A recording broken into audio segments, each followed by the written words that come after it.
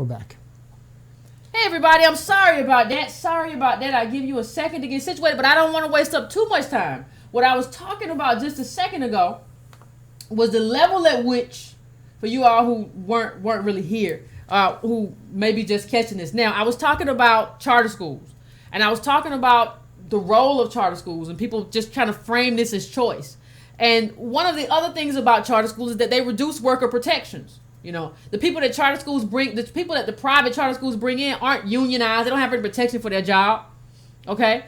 And so you're basically replacing mostly black teachers with, mostly white teachers. And so I don't know why somebody like Roland, who kind of, goes around talking about he's a good Democrat, would be in favor. If you're a good Democrat, that isn't part of the Democratic platform. It just transfers money basically to private people and the private people who ain't you. Right? So, I don't know. And it goes to something else. One of the things that I kind of firmly believe and that I kind of firmly get in terms of my own understanding is that charter schools to me are a way, in terms of how I look at it, of the government saying we're not going to educate poor kids anymore, and we're not going to educate black kids because you don't need it. Because you don't need to go to anybody's school and get really educated if all you're going to do in your life is work at a 7-Eleven, or all you're going to do in your life is drive a cab, or they don't need that anymore. So what they're saying is that, like, listen, we went too far in educating these people anyway. What we're going to do is we're going to find a few kids who may excel a little bit, and we're going to take those kids out, and the rest of you are going to be where you are. And it used to be that way. It used to be that way anyway. This is how it used to be. Back in the day, this is how it was. Only the rich people got educated, and I think we're going back there to where only the rich get educated. Your kid's not going to get educated. What he does in the direction that we're going, in terms about in the privatization of schools. Once the only reason black kids are getting educated is because the government determines who gets educated. The private people don't. Once you change that up and you say, hey, billionaires own the private schools now. They can do what they want to do. Once you switch that up, I think it's over. I think they're going to be like, what do you need school for? There's not even a job for you. And you're going to have these kids at home doing nothing or doing something that's not good. There's a whole epidemic, basically, there's a lot, let me say, in Atlanta of people who are just kind of, kids who are just kind of, breaking in houses and doing home invasions and all kind of stuff. What I'm telling you is that they're telling you, well, these kids are going to be with you. They're not going to be with us. We have no reason to put money into educating them. The only thing I'm saying is, if Roland Martin was on that page, I don't understand. He's on the same page as Trump. But y'all love Roland Martin and y'all hate Trump. So, this goes back to what we talked about. One of the things we talk about a lot on this show is we talk about black wealth, and we talk about the lack of the lack of wealth in the black community, and we talk about wealth transfers. Well, this is a wealth transfer to the other side. This is a transfer of wealth. This is a transfer of wealth from public, where we pay taxes and we all get it. Like right now, we all pay taxes and we're all supposed to get education. This is going to transfer it. Billions of dollars are being created in charter schools. That's a transfer of wealth. All of the wealth is being transferred out of the black community and into other communities. This is how the rich are getting richer. Part of that is charter schools. I don't care what Steve Perry is telling you, right? So when you look about it, this is a great way to segue into wealth. This is a great way to segue into wealth. And one of the things, there's a great article that's up right now about how, and the title of this thing is Why Black Americans Stay Poor. And let me just read this to you. And it's in Bloomberg, right? The Bloomberg View. And here's the quote. Here is the quote that really matters. Coy offers in his place. For one, here's the explanation. Coy is the one who was studying this and wrote about it in terms of that. So that's what we're talking about. For one, whites start out with an advantage. They tend to get more and larger inheritances. Also, generations of discrimination, including redlining, mass incarceration, and predatory finance have prevented blacks from building up wealth. Let me read that one more time. They tend to get more and larger inheritance. We're talking about white people. Also, generations of discrimination, including redlining, mass incarceration, and predatory finance, have prevented blacks from building up wealth. Note, for example, how the wealth gap widened following the subprime mortgage crisis of 2007. Now, remind you, after the subprime mortgage of 2007, when Obama got in office, he didn't do anything to hold those banks accountable who had done that to us. But this is what the lack of wealth looks like for us. Now, here's something very interesting about this article. What it says, when you read the study, what it basically says, and there's a great NPR article that goes to the heart of it. It says Black, Latino, two-parent families have half the wealth of white single parents. Now, what does that tell you of everybody who's been talking to you, right? Everybody who has been talking to you has been telling you, well, listen, all you got to do as black people is stop having babies out of wedlock. If you stop doing that, then you'll be okay. But what we see is that black two-parent families have half the wealth of white single-parent families. What is that about? That means that even if you're making the right choice, you're having less money. Now let's go a little bit further on this. Let's go a little bit further on this, okay? I'm not going to read the whole thing to you. I'm not going to do it to you. But we have to go a little bit further to understand what this means. The median two-parent black family has $16,000 in wealth. The median two-parent Latino family has $18,800 in wealth. And that $16,000 in wealth that black people have is inflated. It includes stuff that shouldn't be in that number. But let me go it again. The median two-parent black family has $16,000 in wealth. The median two-parent Latino family has $18,000 in wealth. And the median single-parent white family had $35,000 in wealth. Okay? Two-parent white families had $161,000 in wealth. And what they're telling you is by mimicking white people, meaning doing the same things that white people do, is not something that's going to get you wealth. Can you put that chart up for me, Iron? Yeah. There's a really good chart that goes to this too. And again, I'll put this up on Breaking Brown for you, but look at the chart. I want you to just see the chart. Just look at this chart. This chart is ridiculous. This chart is ridiculous in terms of where black people are doing the right thing and still not moving up. This is a ridiculous chart, and that's where we are. But part of where we are is we have misunderstood certain things, right? One of the things that we have misunderstood is family. We've misunderstood family. We think family, well, a man and a woman, or a woman and a man, they love each other, they come together, and they have babies or whatever, and that's what a family is. No. In the history of the world, families are about bringing different needs together, right? So you had Chelsea Clinton marrying the boy with the hedge funds because he has money, he has access to hedge funds, and we know how Clintons feel about money. We're bringing all that stuff together. We're bringing government access and money together. It's not about individuals. And it's funny to me that half of you all watch, what's that show? What is that show? Oh my God. It's half of you watch this show with all the families.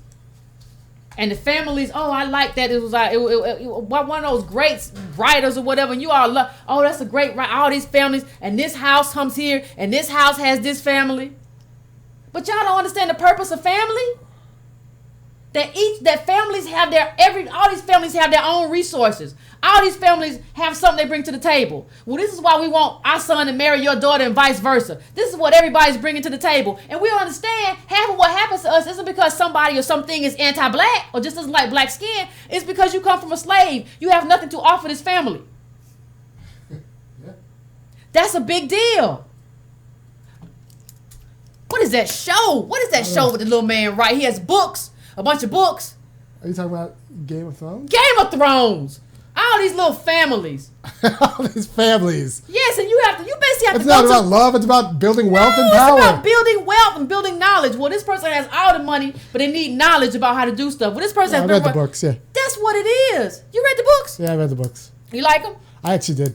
Good. I read them back in the 90s, yeah. But I mean, that's what it is. That's what it is. That's what it's supposed. Like, we misunderstand everything, so we just walk around trying to mimic whiteness. That's what we try. That's what we walk around doing. Not understanding, like, everybody's supposed to bring something. Everybody's supposed to bring something. These two people who are getting together are supposed to bring something that both people need. Do you see Ivanka Trump married to a poor man? And that's what people see when they see us. It's not about like your skin. It's like your skin shows me that you're poor. Skin is an indicator. Or maybe is an indicator that you are poor. Maybe you're particularly not poor, but you come from poor people. Yeah, all your people are poor. I don't want to be bothered with that. And that's what we did. That's the consequence of being black in America. And that's what we all have to deal with. Oh, this is who you are? Oh, I can't deal with that. No, I'm not going to be around. Why would I? Because people, they're like, this is a burden. Are you going to become a burden to me? And I don't want a burden when I can go and marry somebody who's not a burden. I'm not saying it's right. I'm not telling you that any of this is right. All kind of class systems aren't right. What I'm telling you is that that's what we were born into. At a certain point, you have to realize that we have been put in an awful position because of the color of our skin, because of our lineage, because of our hair texture, because of who we come from in terms of we come from slaves. We have been put in a horrible position because of that. And even those who don't come from slaves, if you've got black in you, you know what I mean? That you weren't coming from no money. So that's what people see when they see a black person. It's not about, I just think black people are dirty. No, I don't want to deal with what comes with you. That's like when we talk about school choice, that's what people are choosing against. It's not that I don't like black people or poor black people. I don't want to deal with what comes with you. Yep. It's not personal. I don't want to deal with what comes to you. Yeah, I don't want to deal with that. So, like, any scheme that gives people a choice to either deal with what comes with dealing with poor black people or not dealing. They will opt out every time. They will opt out. And let me say something just awful. If y'all are honest, you opt out too. The only thing, the right thing to happen is for government to come in and say, we screwed black people, we're going to make it right so that they aren't the poor people anymore. We want to make things right for black people so that they don't have this burden to carry anymore. That's what should happen. Because government, none of this will happen. You know what happened to black people during Reconstruction? You know what happened to us during slavery? You know, people talk about Black Wall Street. You know, the police didn't do anything. The police were part of the mob. Government did this to us. And so the only thing that you can do, you can't come in and say, well, white people, y'all got to be nice. No, you have to say, because white people are going to do what everybody's going to do and do what's in their best interest. You have to say, I'm going to make black people equal. I'm going to make black people whole. So they don't have to worry about this anymore. Yes. Our families are not whole. We have been robbed systematically in this country. And you have to understand that based on how everything was set up, we were just born with the wrong lineage. We were born with the wrong color, during the wrong time. That's what happened to us. Now, other people who were born during a time where they were white, they had a little bit of money, they could take advantage of free labor. Wow, they were born with the right color and the right resource during the right time. We were screwed. So I think that's what you have to see this as.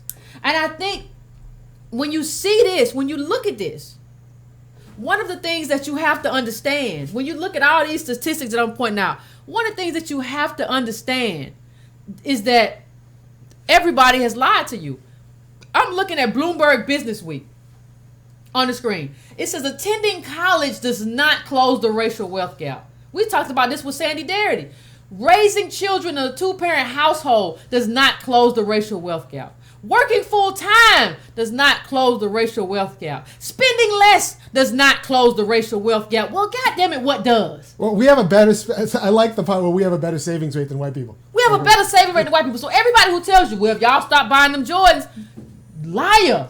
You are lying to me, and you are making my life difficult because you're making me believe that I am responsible for everything that's happened to me. That is dead wrong.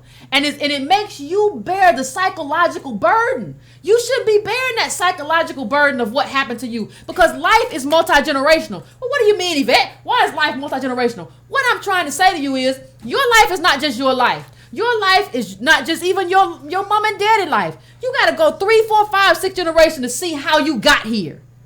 That's how far you got to go back. And when you go back, you'll see what you come from. And you'll see why you're here. It ain't got nothing to do with you buying a pair of Jordans. It ain't got nothing to do with none of the other stuff people are telling you about. Well, if you went to college, you would have a degree and a ticket half time where you ain't got nothing to do with it. You'll still be the first one fired. What you have to see is that this is many lifetimes. What you're experiencing right now is something that happens in many lifetimes. Like, this is not about one lifetime. Your life right here on this planet is based on many lifetimes that happened before you. Good. Your mama, your grandmama and granddaddy, your great grandmama and granddaddy, your great grandmama and those are the generations. At least 3. At least 3. At least 3. That's what that is the aggregation. The aggregation of 3 or 4 lifetimes is your life right now. That's your life right now. And when you look at that and you look at your 3 or 4 generations, you see why we are where we are now. Ain't got nothing to do with what you bought. Ain't got to do with what you didn't buy. It's got to do with where you come from.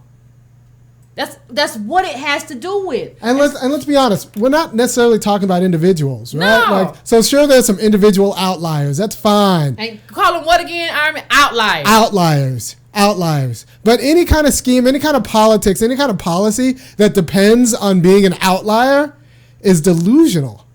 Yeah. And we base our whole lives on outliers.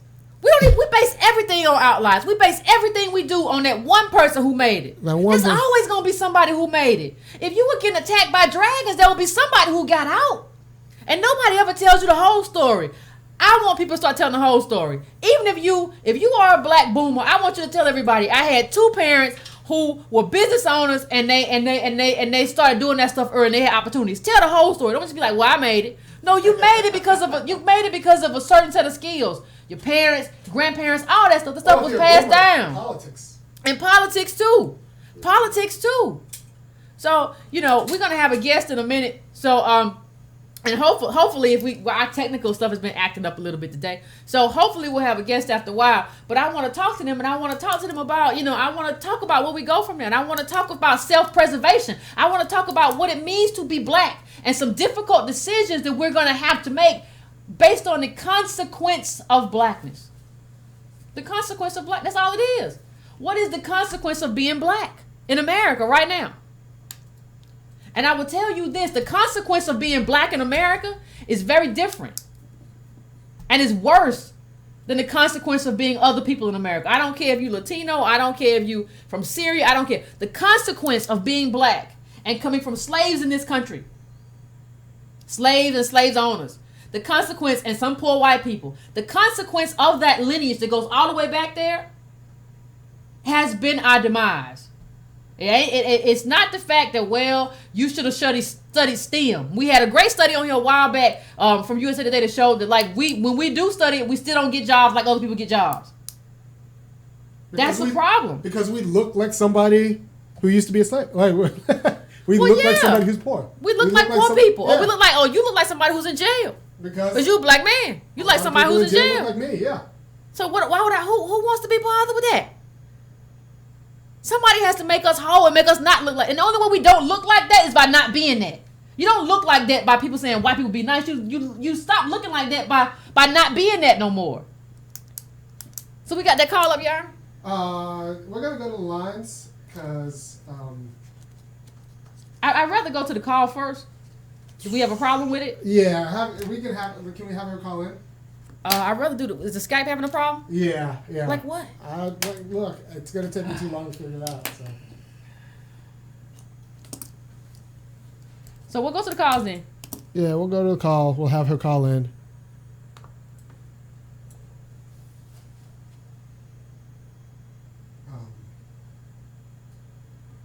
you have the number? Number what? The calling number. No. No, producer, I don't. Oh, okay. So let me know what y'all. I'm looking at the comments now. Let me know what y'all think. I'm looking at the comments right now.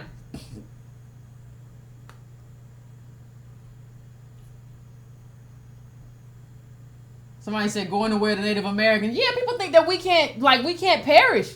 We can. We can perish. We've had other people perish in our community. It's nothing saying that we can't perish.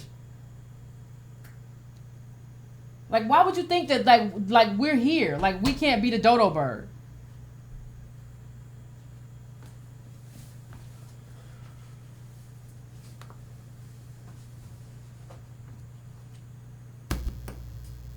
Capitalism isn't the issue. Those who control, like, I don't know. I'm not even, we don't need government to control. We need to be in a position to control ourselves. How does that work in America? And that requires reparations. Well, yeah. Oh, yeah. So let's go to the first call. And I'm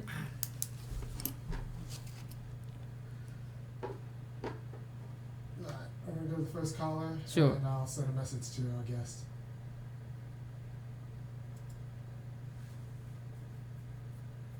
Hello? yes. How you guys doing? Good. How are you? Not too bad. So we're talking about issues of reparations and what they owe us, but I think that we should really focus on our own agenda more so. And I think a lot of it is built-in wealth through the real estate. So How do you get a down payment? How do you get a loan? I'm sorry? Yvette, can you relay my question? He said, how do you get a loan? How do you get a down payment? Well, why don't we start to focus on, all right, let's say it this way. I worked in the real estate field for 8 years, and there are a lot of people that look at our community that want to go there and just elevate the value of the real estate so that they can come into the market, and then they'll get the loans, and they benefit from our suffering. So say like Bed-Stuy, for example. The real estate prices in Bed-Stuy have started at, say, $350,000. Now they elevate it, but Bed-Stuy is still like 70 to 80% black. So the average black person in Bed-Stuy can't afford to buy a brownstone there for $1 million. Right. So it's inflated. And another way that they interject is through taxes. So, they create, special taxes in our communities and prices on the market that way. But where I'm going at that is that why are we chasing them to Long Island when they want to move back into Bed-Stuy? What do you think about that? I mean, the one thing I do think is that Donald Trump got like, $1 million, in terms of his stuff. Like, I mean, do you know any black people who've gotten $1 million? Like, To get in the game. To get in the game, like we want you to get in the game. We're going to give you $1 million to get in the game. I just don't know. I think that's what has to happen. I think that if we're waiting on Barack or Donald Trump to do it for us, that's not the right perspective. I think the perspective is to secure our area and start putting the money back into the community. And when the value of the real estate fluctuates, it goes up. We don't have to sell. We can rent it like everybody else. And that's where the whole charter schools aspect comes in, is that you have other ethnic groups that want to move into these, inner cities, and then they want their own kids to go to those charter schools. So, Yeah. my name is John, by the way. Okay, John. I just, I don't know. I don't. I think if reparations is going to be in any kind of form, it has to be in the form of set aside loans Loans, grants. to African Americans in the inner cities, and not for everyone else, like you said before, you did. Yeah, I agree. I think it has to be grants, though. And then another issue is that, what was it, the Carver Bank? The Carver Bank borrows money, and then they invest in something outside of the community. That doesn't make any sense. Or every Sunday, people donate money to the church, and the church is not investing in their own community. So, that's where we need to start. We need to put pressure on the aspects of government or the aspects of community that's supposed to be serving us. But I'm fine. Let me just say, I'm fine with doing that. I'm fine with doing that. Mm-hmm. But the problem is, it's not enough money. Like, think about the wealth numbers that I just gave you, and how little money it is compared to white people. And you're going to try to use that to build something in the richest country in the world. Well, our purchasing power really matters. What did you say, like $1 trillion last year? I think No, that's a myth. That's a myth. We don't have like we're the only people that look at our buying power based on like that look at how much money we have based on how much we consume. So we say a bunch of black people bought soap last year. That's buying power. That we don't have trillions in buying power. That's just a myth that we use to make ourselves feel good about ourselves. We have $1 trillion in buying power. No, we don't. No, we don't. We don't have that kind of money. And that number includes credit, the amount of credit that's going to be extended to us. Credit is not money. Credit is debt. Yeah, so that's school loans you could get. Right. That's a car you could buy and still be in debt for. All right. I hear what you're saying, but the other aspect of it is that if an older lady that lives in Bed-Stuy or Harlem wants to sell her house, they're not going to give her top dollar. I've been in that situation. They're gonna say, oh, you know, this needs to be fixed, that needs to be fixed. This is the most you can get. And as soon as she moves it out, they just take the furniture out and boom, that realtor is going to put the value up. Yeah, because when you're poor, you're vulnerable. So what I'm getting at is like when Bloomberg got into power, like, you know, I own a couple of properties, whatever, but the point is that it went from taxes from, say, $1,500 in property tax up to like $4,000. And in Long Island, forget about it. So what are we getting for our taxes? You know, so that's how we're being priced out. You're being priced out by them, by the actual speculation of the property through greedy people and that, you know, look at our community as places for justification, or, you know, scrupulous mayors that want to make flower pots in the middle of Manhattan and charge us $4,000. When our taxes went from $1,500 all the way to $4,000, that's a lot for the average family. So we have to really hold the mayors responsible for lowering the taxes. Well, I think we can. I think we can end it there. Mm-hmm. I think we can end it there. Then holding government responsible. We agree on that part. So, all right. Thank you. I appreciate that. Do we have a zip code for our guests? It's line busy. Oh, okay.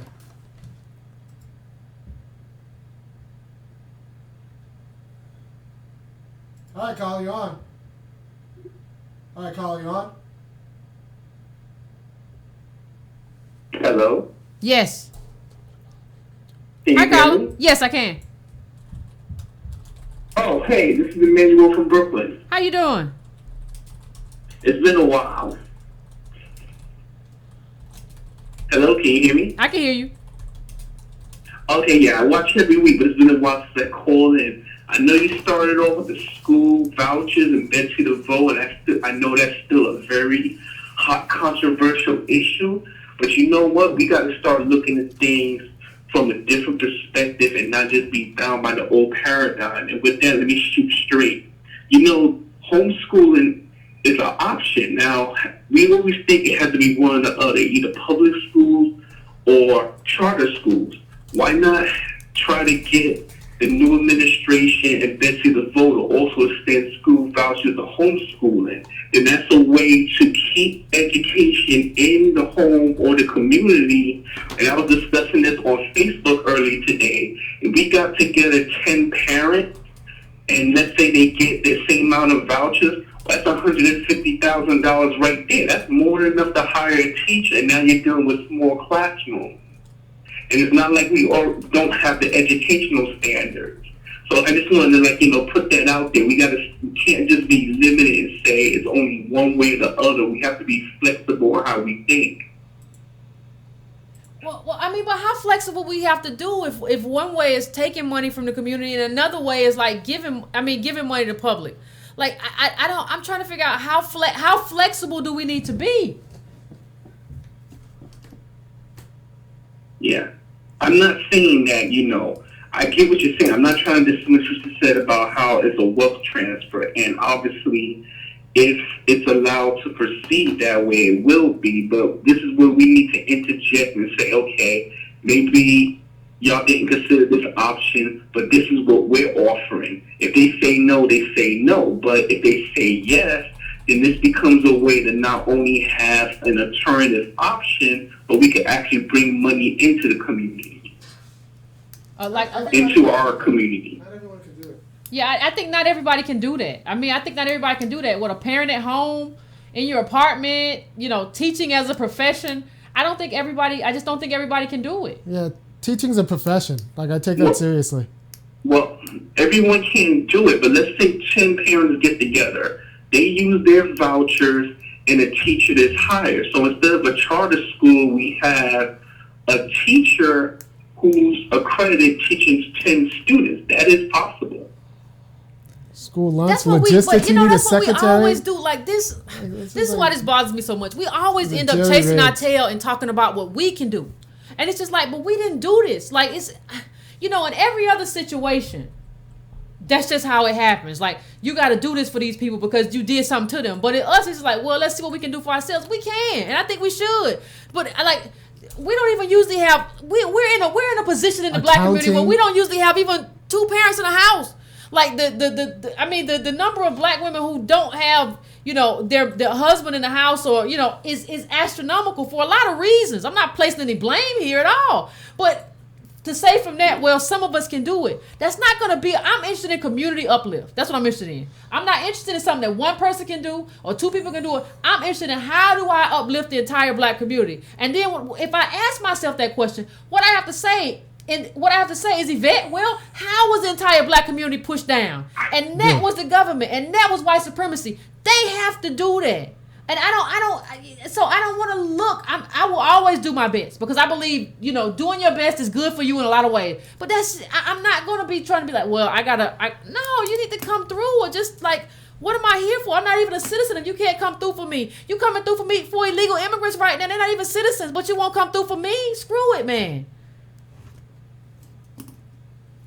Thank you. We got one more. We got another. Yep. Say 1,500. Hey. Who? You're on the air. Hello? Hello? Yes, ma'am. Hey, can you hear me? I can hear you. Is this Shirley? This is Shirley. We tried to bring Shirley on with Skype and we had some technical difficulties. So this is Shirley Usa. A lot of you all remember her. She called in, one time a while ago and she was talking about Trump, and she's a Trump supporter, and she was talking about, being in California and some of the stuff that she'd gone through and some of the stuff she'd experienced. And you all know that I talked to Antonio Moore a lot on this show too about California and immigrants. And one of the things I wanted to talk to Shirley about is that there was, she's over urban game changers. If look it up, urban game changers, that's what she does.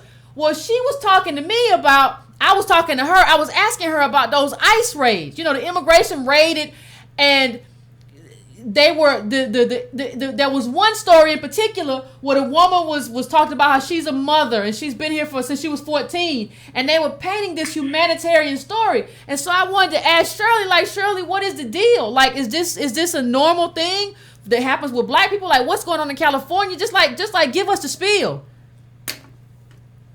Well, what I want you guys to understand that California is going to be and is ground zero for this administration. It realized that California is disrupted and California is on the verge of just losing its mind on helping illegal immigration versus helping black people. Now remember, Breaking Brown as well as Urban Game Changers, our objective is how do we put money into black people's hands? Because that's the problem that we're seeing. But you can't put money into black people's hands unless you're able to find out ways to do that. And one is illegal immigration. They are stealing money out of black people's hands. So if you can get that notion in your head, you've done right. But the image that the other side wants to portray is these poor Mexican people, these poor immigrants that come here and you're dividing them away from their family. I say, don't do that.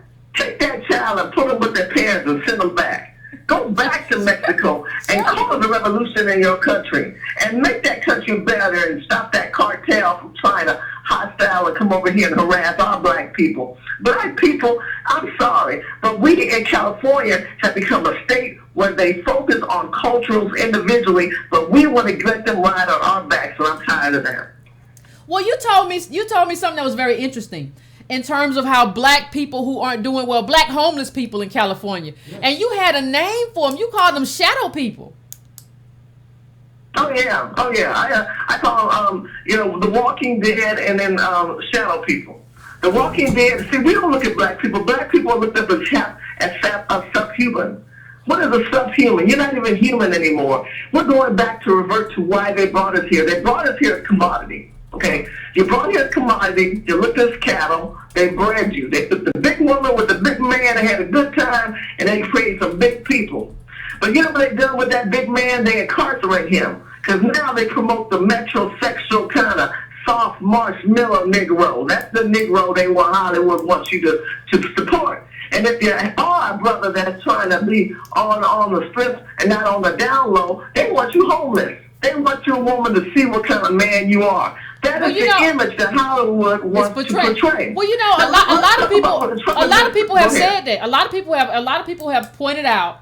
And I'm certainly not, I'm certainly not gay bashing, but a lot of people pointed out that the Jonathan K parts get the most attention and stuff like that. But Antonio pointed out something very important. He said half of Skid Row is black men. So when you think about that in terms of what you just said, what I'm saying is that why, is it, I know the mayor of Los Angeles, Villarosa or something like that. Like, why do you think, first of all, why do you think that the black men who are on Skid Row or black women who are homeless aren't getting any attention? And why do you think, black people are kind of falling in line with that? Well, let me correct something you said. Villarosa's not our mayor anymore. It's Eric, Eric Garner? Whatever. Eric, you got a new one. Okay. Too much love because he's horrible. Him and the police chief, as well as Villarosa, who's going to try to run for governor. Oh, he's running for governor. These don't care for black people. They don't care for black people. Let me tell you why Trump is good for California. This weekend, 160 illegal immigrants were arrested, and 95% of these people were African American people. They basically went to Los Angeles, Van Nuys, Downey. They went to Oxnard and San Bernardino, and they gathered these people up. And their 95% were black. I mean, were men, not black. Mm-hmm. You know what that does for the black man? That means 95% of those men that were captured can go somewhere else and we can give black people jobs. The more Mexican men we grab, the more black man can get a job. That's what we want.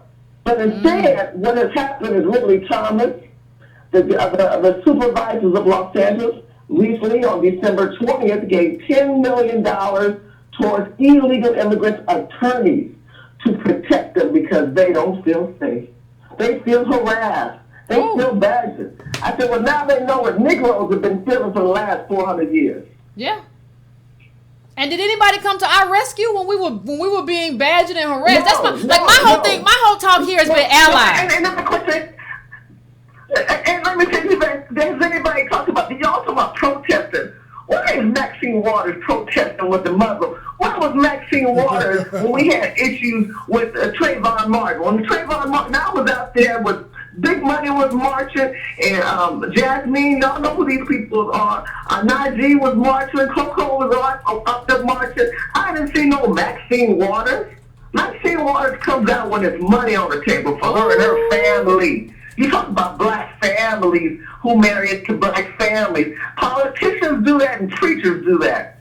They promote their families. Yeah. Black people ain't even told to promote each other's black families. When you look at preachers kids marry other wealthy preachers' people. Don't get it twisted. They don't bring up a little JoJo who was a thug in school because he was a good-looking guy. No, the daddy gonna say, what's your background? Where you come from? What you got to offer? And we don't even grill our own, but the preachers will do that, and we won't. What's wrong with that? Well, Army just said the men on Skid Row, those black men on Skid Row used to live in Maxine Waters' district, and she ain't even standing up for them. Well, she ain't standing up for them. She purposely was busting in to Republican events in the urban community to be upset about something. She give them a meal and $1 and send them back on their way. Well, what is that to do with a black man? Another thing, let me tell you, I've been following this Trump administration. Mr. Trump is talking about taking away these people on these 30 and 40-year-old visas. You get these people who come here, run a business, start a business. They don't want to be American citizens. Those people don't even have rights that we do, yet they get the benefits to it. These are things that are holding black people back. That's what you guys got to understand. You can't get a job because you got all these other things and barriers in your way. Stop being fooled. Do not go out there and march. You're protesting, go there. Keep your ass at home and make sure you got you some popcorn, a glass of wine, and clutch your pearls and watch the show. Sure. And stay out of that madness. This ain't the black man fight. This ain't the black man fight. I'm telling you, do not protest. So, Shirley, you don't think I should go to the airport? When that stuff happened with the visas, you don't think I should go to the... Hell no. Keep your brown butt at home. All Negroes alert. Only thing you need to be out is on the Trump side. Otherwise, I'm not even doing too many of them. There's people out there praying. You can't get by. You get your luggage. They over by the conveyor belt where your luggage come down, praying on the ground. You know you can't do that. But it's still in America. We give them rights. It's wrong. Well, no, and I think, you know, part of I think like you said, like, you know, I don't think people understand. Like what I've been faced with lately is kind of understanding that it's a dog eat dog situation that we're in. And like if you want me to fight for you, you have to be or have been shoulder to shoulder with me in some fight where I really needed you. And the thing with me is that I just haven't seen that. And I haven't seen a lot of people be black allies from a lot of groups. But I don't understand. Like when I'm watching this story, and this is something that I said to you, when I'm watching this story of this woman from, you know, this immigrant, you know, illegal immigrant from Mexico, and they're talking about her as a mother and her kids and all this. I've never heard anybody talk about a black man and say he was a father, or talk about a black woman and say she was a mother. Because a black man and a black woman, let me tell you why. Black people are subhuman to them. They don't really respect us as species or people that have value to this country. When you get people from Africa, you know what they say? Oh, I'm not black. I'm from Nigeria. I'm from Nigeria. Okay. So you Negro, right? No. I'm not like that. I'm not like black American. I think some special class of people. They have put us in a special class. They think of us as subhumans. This is how they think of us. And you know what's so bad? We think of ourselves the same way too. Because if we did not, we would speak out against this. There would be people like you and me rising more all over the place. But we're like a lonely soldier out here asking y'all, what the heck's going on? Look, I created Urban Game Changers so we go into urban communities and we hold elected officials accountable. Y'all ain't holding the things that these people accountable. Whitney Thomas getting all kind of money. He got his son Sebastian a job. He's an elected official. He's that extended wealth that you're talking about. He didn't tell that young man, you know what, he might have had a desire to become an air pilot. He didn't have no choice.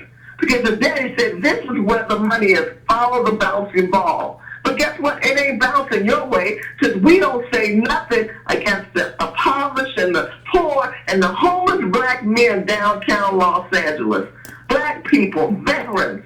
These people that went off and gave half their leg so you can live, and black veterans are homeless. And y'all step over them and feel sorry for this woman with this thing wrapped around her head. These little Mexican babies, they just keep having babies like flies and animals. They just keep having babies. They got a lot Shirley! They got to be a responsibility. No, I'm sorry, seriously. They got to be a responsibility to keep your legs closed and sew it up. Man, they open up, they got flies and everything flying in there. They keep getting them from pooping them kids out. And we all supposed to have hold on. I want you to politically correct. Hold on, wait a minute, Shirley. Why a black man wait a minute. Hold on. His woman. Come on. I want to say that these are the views of Shirley Hussain. These are not necessarily the views of Breaking Bread. Woo! Woo! Shirley, I'm red-faced. These are the realities of America to California, and I'm keeping it real until y'all can't hear all that. Ooh, you done made me blush. You see them, they got like 4 or 5 kids, and we doing good to have 1 or 2 little Negroes with us. We done embrace the white culture versus them embracing their own culture, and they keep having babies so you feel sorry. Why do I feel sorry? There's a responsibility to sex, and there's a responsibility to conception and raising that child in a society where the society should not be responsible for your choice and decision on having that child. So, you know, black people need to wake up. First of all, start listening to Yvette Carnell. Give to her channel. Follow Urban Game Changers and identify the fact that Americans, and particularly black jobs, black people are hurting because black people don't speak up for them. No, I agree with you. I certainly agree with that. I certainly agree with that. And I think everything has a responsibility. And I think what you were talking about in that last bit is what we call mimicking white life in a sense, in a way. But you know, if you come here with a child, if you're from Mexico and you're, you know, undocumented, illegal, whichever way you want to say it, what that really means for you is that you now have what the Republicans call an anchor baby. So I think that's kind of the reason why they do it, because it's sort of a benefit. But Shirley, I want to thank you for coming on, you know, and talking to us and giving us. Shirley give you the real deal, honey. It don't matter whether or not you agree. It don't matter how you take it, honey. She black, coffee, no chaser. She ain't got no cream or nothing for you.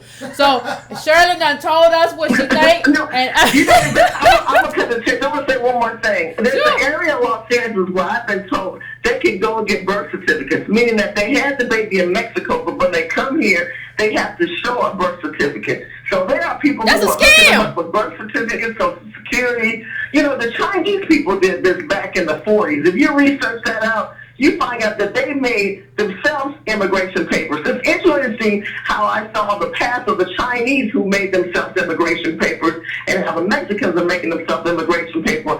But we are natural-born citizens under the Constitution of the 13th and 14th Amendments, and we are allotted certain rights. One thing that Abraham Lincoln said, and I want to leave you with this note, he said that slavery is an inherited evil.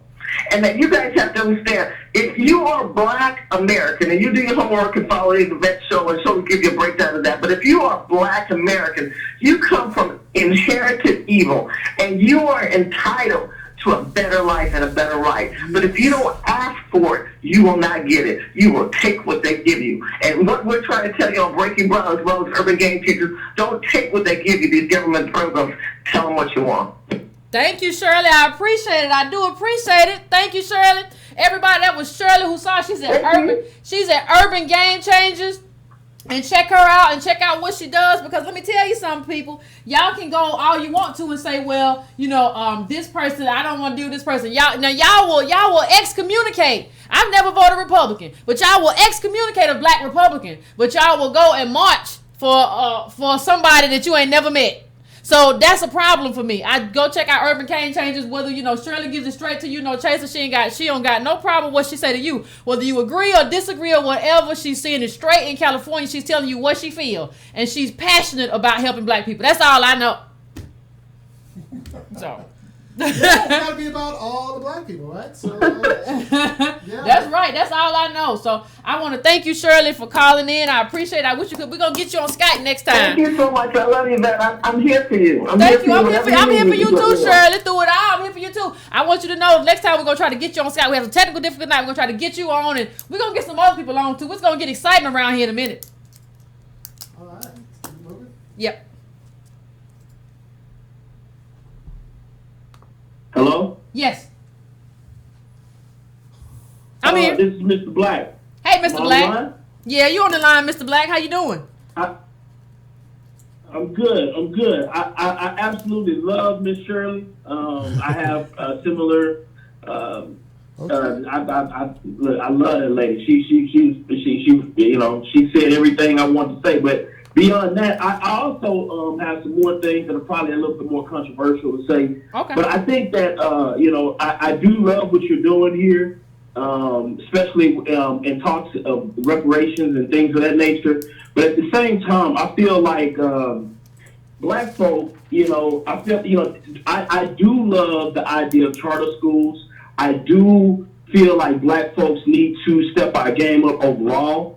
I do feel that we need to start thinking about arranging marriages for high IQ and physical prowess, because I feel like we are breeding regressively, and we're getting the worst. We're pairing the worst of the worst with the worst of the worst, and making the worst of the worst that are not going to be competitive for the 21st century. In the new global markets of the 21st century, I think just like how the Hasidic Jews and many other cultures did, and they're preserving, you know, they're producing children that can compete, because they're not just regressively breeding. They're breeding, they're pairing up the best with the best and making the best babies. And it's not an accident why their children are scoring way off the charts on these aptitude tests.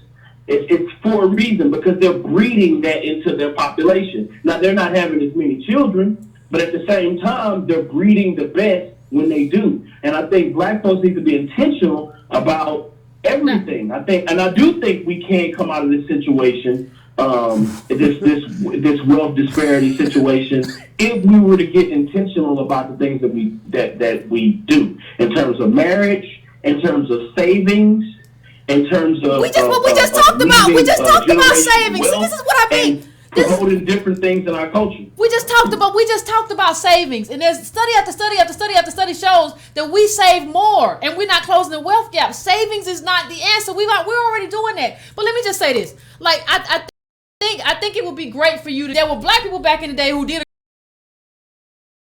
something. Eugenics has a very ugly history, especially in the black community.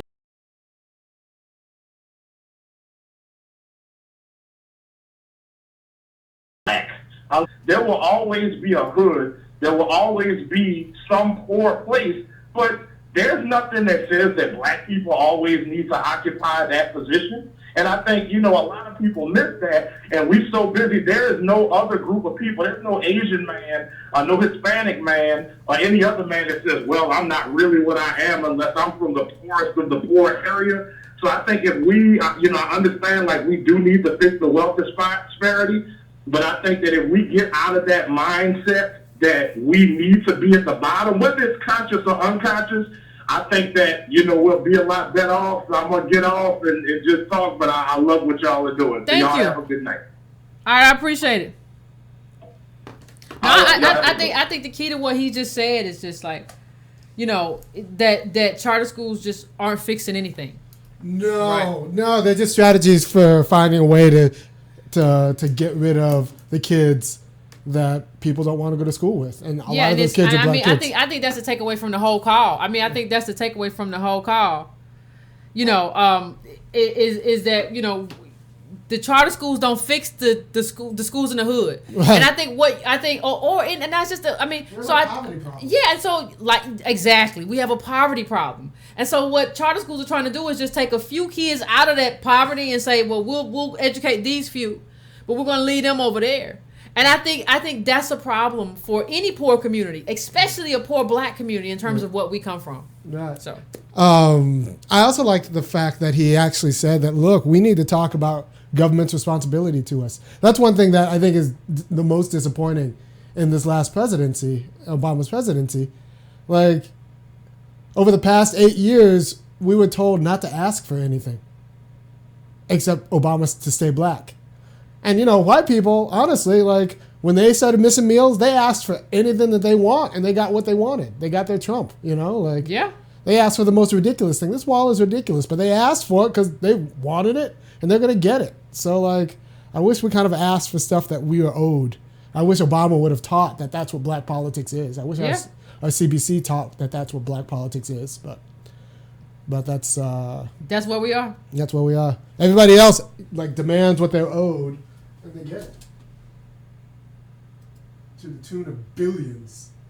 Let's go to the next one. Hi, Yvette. Hey, how you doing? I'm doing fine. This is Tanya again from Dallas. How you doing? Oh, Tanya from Dallas. Oh, I'm doing fine. Oh, my goodness. This show right here. Well, Miss Shirley had a lot of fire in the boy. I know, right? I wasn't expecting all that, would you? Good Lord. I'm like saying it myself when you were saying, woo-wee. Anyway, sitting up here talking about these charter schools now, I'm going to tell you something. Uh-oh. You can't take one away from the other. Because, look, charter schools can be a good thing if you want to cultivate talent, but at the same time, for those who don't have the means, they should be equally educated as well. Exactly. A lot of that depends on the parents. Because it really doesn't make a difference if the parents got to have this aspiration for their kids to want more so they can learn.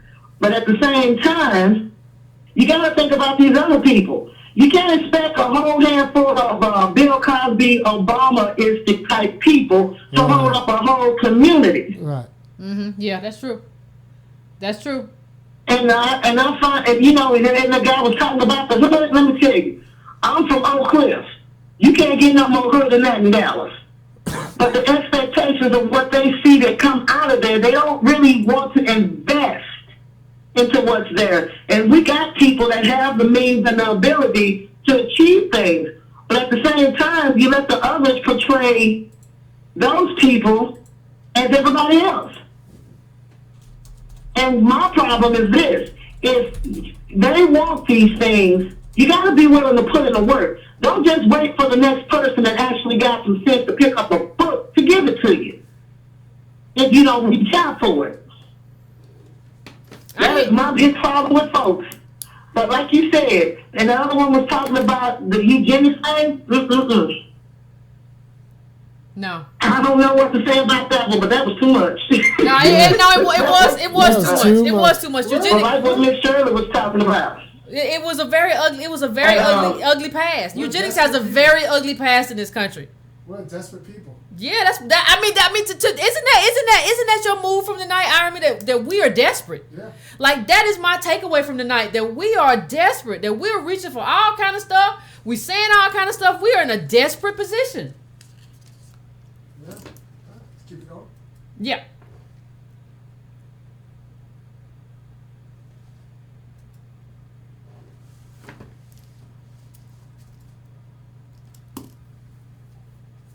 Oh, you're on. Hello? Yes. Oh, my name is Sarah. Hey, Sarah. Hi. I'm also from Dallas. Can you get that chart And off? The I chart? just wanted to... Here. Oh. Hmm? No, go ahead. I'm sorry. Okay. I just wanted to say I agree with Antonio Moore. Like, we need to identify ourselves. LCSC. Because I run into a lot of Black people who want to be there for everybody. Like, they take in a lot of, like, leftist stuff. It doesn't make any sense. In terms of, like, Pan-Africanism and stuff like that. And it's like, you need to see yourself from where you come from. You don't feel the brunt of anything because you're living on credit. Yeah. Like, I'm living on credit. Yeah. No, And I graduated from college in May. Yeah. And I'm in 5-figure debt. Yeah. absolutely. No, that's a real thing. Yeah, and I'm working middle class, like my parents and stuff, and I can't get a job. And I just wanted to know, like, what are everyone else doing? And, they want to talk about that one extraordinary Negro. Right. They want to point at Oprah. They want to point at Stephen Curry. And I'm like, that is not a majority of us. Our demographic is flat. Okay? Like, we're working class poor, for the most part. Which means that that's your uncle. That's your nephew. That's a friend of yours. No, I agree. Like, we're hurting, and, like, nobody's really talking about it. And it's really annoying because I'm a Black millennial.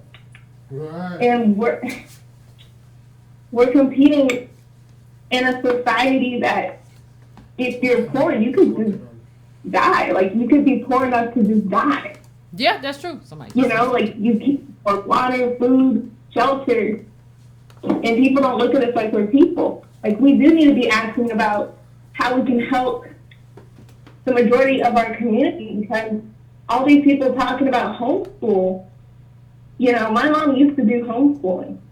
And, like, you have to put in a lot of work for that. Yeah. And not every Black parent who doesn't work or, does hustling jobs, they don't have time. It's not enough of us to do the brunt of what could happen if our schools get shut down. Yeah. It's going to take a force.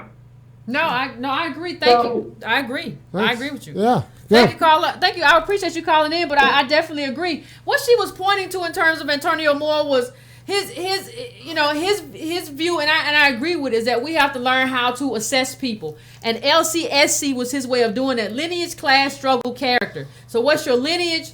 What is your struggle? Like, what is your class? What is your struggle? And what is your character?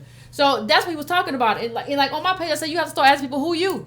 Because you get confused by people. People will tell you there are all kinds of things, and yeah, you're wrong for this. Then you talk to them, and you find out that they have nothing in common with you. So LCSC was Antonio Moore's way of like helping people assess who people are in terms of who you're dealing with, instead of just looking at people through the lens of pigment and through the lens of like hair texture. So that's what she was referring to when she called in. But I just want her to know, like, you're not by yourself. This whole thing that you're going through is what black educated people go through. That's, there's a great study. Most black educated women are $11,000 in debt.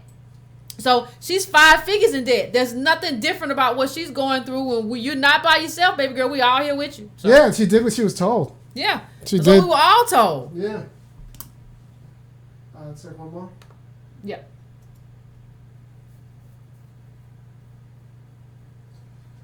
Hi, Carl, you back? You're on. You're on. Hello? Alright, you're off. Hello? Yes. Okay. Hello, can y'all hear me? I can hear you. Hey, all right, good, Yvette. This is Jerome Ragsdale. I was just calling in. I love the conversation tonight. I just want to say, you and Antonio have a great thing going. I'm going to send y'all some money to help y'all keep this going. Thank you. So I just want you to know. But the one thing I wanted to say, and I'm going to be brief, is that what I feel like the fight is right now, it is an economic one. I hear a lot of people talking about social issues, and I love to talk about that. I just have the belief that the social issues are going to persist if we don't try to do something to make money and to be producers. We have so many companies out there that have built these huge, almost monopolies off of black culture, monetizing black culture, the sneaker culture, the music culture. All of these things have been supported by, the few dollars of the many black people, and we're not becoming producers of these things. We're not becoming manufacturers. I did a little bit of selling some sneakers that I liked online, and I was just going on Alibaba and buying stuff from China and just looking at this huge industry that they've built off of factory production and manufacturing these very cheap items to sell to the masses and to basically get black dollars. So with everything that's being said tonight, I love all the perspectives coming in, but I think the fight is one of money. We live in capitalism. I think the economic fight is the one to focus on. Reparations are really important because it would bring dollars to the black community and bring enough wealth to possibly move into the 21st century. That's what century we in right now. The 21st century when it comes to money and participating in a capitalist society. I love all y'all, and I'm thinking for money. Thank you. No, I mean, we don't have enough money to participate. But I want to say something too. The Chinese also did that off of theft of intellectual property. They done stole so much. Like, they steal so much intellectual property and just put that joint to work. Like, I would have stopped importing that stuff a long time ago. You stole that. You can't. Ain't nobody selling that here. But we don't have the money to do some of that. That's you got to think that's pushed by the state. That's pushed by the state. Right. You know what, Irony? What's up? I had a thought that I was going to end this show with. Uh-oh. I did. Okay. But the callers have got me so thrown off tonight. I don't know what was going on with the callers tonight. Not all of y'all. Some of y'all were great. What God happened? dang, y'all. Look, Byron Allen said it, I think, with Antonio's interview. Byron Allen said it. He said, look, when Obama gets out, it's going to be a month, and then black people are going to wake up and think, we're broke. I'm so thrown And this off. is not, we're real broke. There was no money, black money, under 40. There's there's no black, and there's a lot of black debt from people like that last caller who did everything that she was supposed to do and ended up with 5 figures of college debt. So, I mean, my callers went everywhere from eugenics, and then Shirley said the Hispanics need to stop having babies, and all the callers done got me. Who else? Somebody? Oh my! tonight I can't even get into my We're final thought. I was gonna desperate. have like a solution segment, but I can't even. I feel unwell. And our leadership is out of ideas, and so that's why you get all of these other ideas, right? Like, all right, well, we're trying to do something. I don't feel. I mean, I feel like so much of the people are desperate, Yvette. Oh my God! People are desperate. And we're in trouble. Like, I think that's what people are sensing. Yeah. Like, I think a lot of the calls that we're getting, and we're getting like a lot of stuff, it's just like people are in desperate situations, and people are just like, when you get desperate, you try to find a way out, and you will be informed. Well, we need to test people for IQs and all kinds of stuff. Well, we need to do. What did the other guy say? The other guy said something strange. There was one guy who said something else strange about people are ready homeschooling everybody. God. Yeah, people are ready to throw poor black people into ovens, and like, black people are ready to throw poor black people into ovens. Yeah, black people are throwing black people away, and I think people. I mean, I don't know what else to say, really. Yeah. Honestly. And I'm rarely speechless, but I don't know what I'm thrown. Like, tonight's callers have thrown me off. Look, I think YouTube's a little bit affected too. They're like, Yvette, she's clutching her pearls. I don't know. I don't know what to do. I don't think I've ever seen black people like this. No. I don't think I have ever seen black people like this. Once the shine runs off of Obama being gone. I mean the reaction, and let me just say, like, the fear and everything that they're feeling is real. Yes. Like, all of that is real. I don't want to diminish anything that black people are feeling right now. If you have called this night, I don't want you to feel diminished at all. I don't want you to feel that I care for you any less. I don't want you to feel that Yvette is making fun of me. But I have sensed something tonight that has scared me. We're desperate. And traumatized. Yeah. And traumatized. And I think we are doing stuff, and I think we are saying stuff, and I think this, and black people, we live around other black people. Yeah. So what I think you're going to start to see is, I think you're going to start to see other black people go crazy around you. Well, like, you know that cat in Chicago? Who? Jedediah Brown? Who? All right. So last night, there's an activist in Chicago, Jedediah Brown. His son killed himself. And so Jedediah Brown blamed himself for being so involved in Chicago politics that he wasn't there for his son. So Jedediah Brown went on to Facebook Live and almost ended his life. Who? Somebody got there and saved him? So the cops got there and talked him down and got the gun away from him. But like, it was real. Like, but I think this is gonna. I think this is gonna be. But I think you're gonna. I mean, like, I always talk about. I'm always honest with you, Facebook fan. I'm never like, one thing you can say about Yvette. Like, you may not agree with me. You may not like what I have to say. But one thing I can say to you is that I'm never gonna lie to you. I'm never gonna lie to you. That's one thing you can count on. You can say Yvette's full of shit tonight. You can say I don't like what she had to say, or I disagree with her. But I'm never gonna lie to you. I see something happening in the black community that is scaring the crap out of me. And it's a natural thing to be in this position and to say, like, why am I here?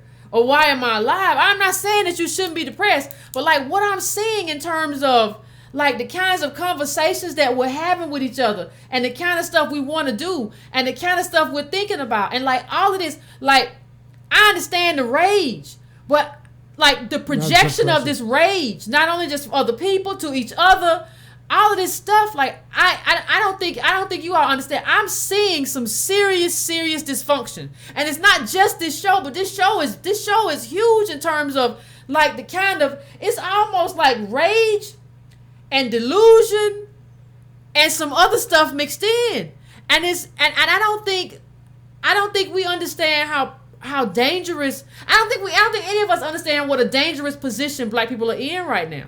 I think they're starting to feel it. They haven't maybe intellectualized it. Maybe we could work through some of this on the show, but I think they're feeling it. It's coming out. I think they're feeling it too. Yeah. I think they're feeling it too, and I think you know, how you feel it and how you express it are two different things. And I'm seeing some dangerous expressions of that angst and that pain in terms of, even if if you don't believe, just go back and listen to the calls tonight. Yeah. Right? Maybe we talk about black pain on Wednesday. Yeah, maybe we talk about black pain. I mean, just go back and listen to the calls. Yeah. And if you listen to that call, and I mean, just like what I try to do, I have my eyes open because I'm on the show. But just close your eyes and listen to the calls. Yeah. Don't just think about the anger that they're expressing. This is why I know a lot of you say, well, just cut them off. Like, I know a lot of you, I watch my Facebook Live, and I've watched my phone, and a lot of you say, cut them off. Don't do that, Yvette. Don't do that. Worry about yourself. No, because I know that this person is expressing some sort of pain. Right. Like, they don't have anybody else to talk to. You don't have anybody else who's talking about this to express this. So I know so I'm not going to cut them off. I'm not going to hang up on them. Because for all I know, that me hanging up on you is like, that'll be the final straw or something. That's not going to be me. I'm not going to do that to you. But I think if you go back and you listen to these calls, just close your eyes and listen to it. I mean, there's a lot of pain in these calls, and we're grasping at straws, and we're angry because of so much that has been done to us. And I think what you're going to see going forward, and I hope I'm wrong, is a manifestation of that, and a manifestation of hatreds of other people and other groups. Now, I'm not saying we're going to have an axe to grind with a whole bunch of other folks, but you're going to see some other stuff that you typically may not have seen except in other countries. Like, and I think, I don't know. I just felt some kind of way about it. I don't know. Tonight did something to me. I felt some kind of way tonight. Well, think about it. So we'll think about that, and y'all let me know what y'all think in the comments. I had a solution that I was gonna put out here at the end of the show, but I just can't do it right now. So again, we're here, everybody, every Monday and Wednesday, 9 p.m. Eastern Standard Time. So we'll be back Wednesday, and maybe Wednesday, we can talk a little bit more about it. Yeah, black pain. I don't know. Maybe we can discuss or have a segment or something, discuss what's going on psychologically with black people because of the burden that we've had to bear. So I thank all y'all for calling in, and I'll see y'all Wednesday.